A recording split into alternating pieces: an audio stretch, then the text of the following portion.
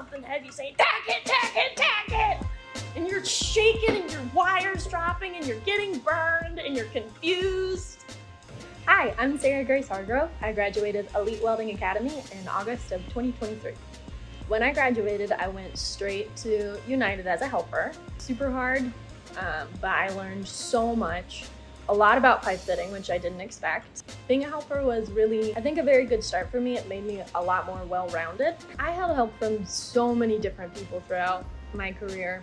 Foremans, pipe fitters, welders, everybody was willing to help me out and give me tips or take time off at lunch. If you're curious and willing to work, I found that most people really are willing to help you. As somebody who is a much slower learner than other people, it would have taken me eons longer to be able to pass a test as a welder if I didn't have the 6 months of dedicated time to just welding. And taking advantage of that time while you're here is so important, because once you leave, you will no longer have 9-10 hours a day to just practice. So 2 years in the industry now, are you making good money? Yeah.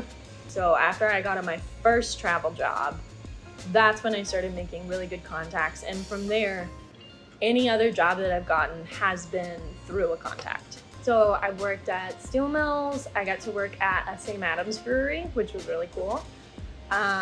Most recently, power plants, boiler making, literally so much more to learn. Even just my first job as a tacker, your gap size is not consistent. You've got somebody holding up something heavy saying, tack it, tack it, tack it. And you're shaking and your wire's dropping and you're getting burned and you're confused and you're embarrassed. And, there's just so many different settings, and I have not even scratched the surface of how many settings. But if I could give one piece of advice going into the field as a new welder, is to always sign up for the worst welds.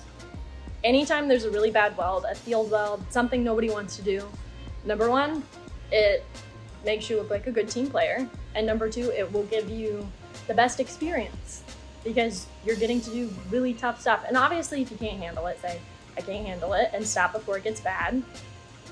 But that gave me a wealth of experience just in one weld.